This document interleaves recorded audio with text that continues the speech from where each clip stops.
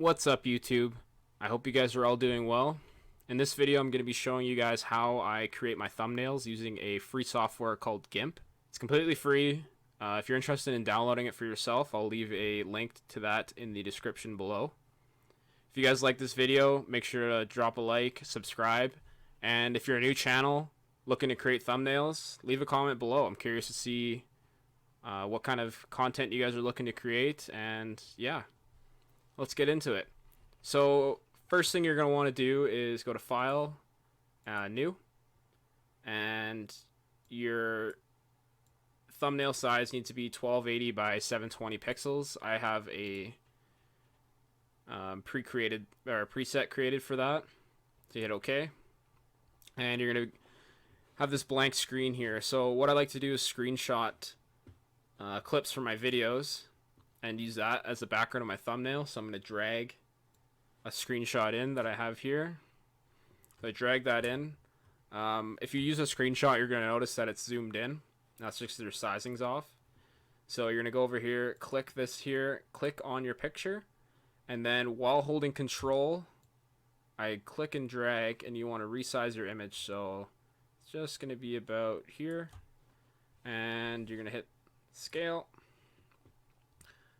So now you don't need this background, so I just click on the background and delete that. So next thing I like to do is go to Image, go down to Guides, New Guide by Percent, and you have 50% vertical, and I'll do it again, Image, Guide, New Guide by Percent, and change this to horizontal.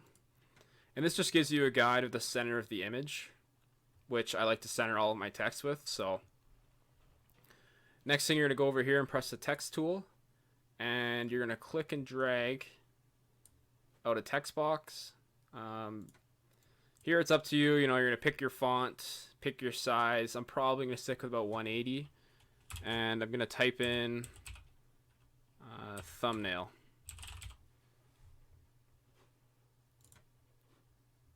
We're going to drag this down. I'm pretty happy with that sizing, actually. I'm not going to play around too much with that. So the big thing with this is I'm not telling you guys to completely copy what I'm doing. I think it's important to try out your own style, try new things, different fonts, stuff like that. So I'm going to go, yeah, I think I'm just going to have how-to thumbnail. Obviously, I'm making the thumbnail for this video. And we're going to size it probably, I think we're going to go about 100 here. Let's see how that looks. And yeah, I'm just using there's a plus so you can see below the text here, and it snaps to your guide. I'm just using that to keep my text centered. Oh, whoops, Control Z to change that or undo that. Yeah, so I'm probably going to keep this about center. And yeah, so I'm pretty happy with that. Next, what I'm going to do is I'm going to click on thumbnail, and we're going to add a gradient. We're going to add a gradient to this text. So with this video, I'm going to try out a red.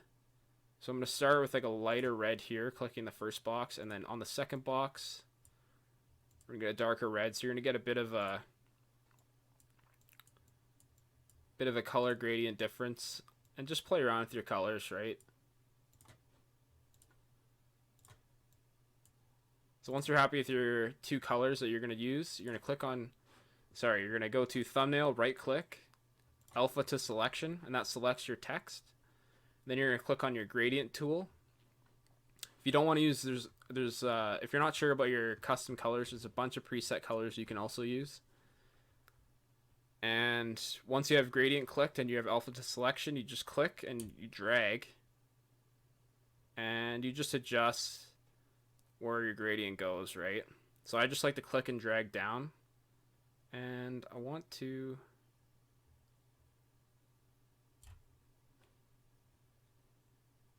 how does that look? Let's see. Something like that. I think I'm going to Control Z. I think I'm going to bump this up a little bit, and we'll try this again. So click and drag down. I use Control to keep it straight. And I'm just pressing this rectangle select and clicking to unselect that. Yeah, something like that I'm pretty happy with. I might make this a bit lighter. Again, it's all about playing with your, some Control Z again, it's all about playing with your colors and just trying out different things, right? Gradient, click on thumbnail.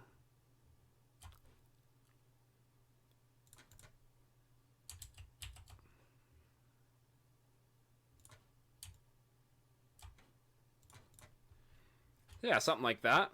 I think I'm going to leave the how-to white just to give it a little bit of contrast. So once you're happy with your text and your gradient coloring, what you want to do is go alpha to selection, press select, go down to grow, and I do about 7 pixels here, but again, that's up to you. You can try different stuff out. And by the way, to zoom in, I'm just holding control and scrolling with my mouse wheel. I'm going to click this here to reset my colors, or you can click on your color and go back to black. I'm going to select the bucket filler tool, and then what you want to do is click inside of your selection like that. And I'm going to fill in these letters here. So something like that. I'm going to select off of that, and then I'm going to do the same thing with the how-to. Actually, okay, so what I'm going to do here is just press enter to get this centered in this box, because I don't want my shadowing, which we're going to show you later, to get cut off. Okay, so yeah, we're going to do the same thing. So we're clicked on how-to. I'm going to go alpha to selection, select, go down to grow by 7 pixels, and again with black selected, we're going to go to the bucket tool and click on that. I'm going to fill the O's as well. So we're just going to select off of that. So that's already looking pretty good, but I want it to pop a little bit more, so we're going to add some shadow to it. So I'm going to make just the thumbnail visible. What you want to do is go to filters, go down to light and shadow, and hit drop shadow. So here you can play around with your settings, where your shadow goes, stuff like that. I have a preset here that I like to use. You can copy this if you want. Again, I'd recommend trying out your own style and seeing what you like. So you're going to hit OK. And then what I like to do is go to filters and repeat drop shadow. And once you're happy with your shadow, then you're going to right click your layer and hit merge visible layers. And then we're going to repeat the process for the how-to. So I'm going to click on this layer, go to filters, repeat drop shadow, and I'm going to do that again. Make it a little bit thicker, and then go merge visible layers by right clicking on that layer, merge. Okay, so once you're happy with your thumbnail, what you want to do is go to file, export, and wherever you pick to export it, just click export. And yeah, select export. You're exporting as a PNG, and there you guys go. If you guys enjoyed this video, let me know in the comments below. I'd love to hear some feedback, and I hope you guys have a great day. Thank you so much for watching.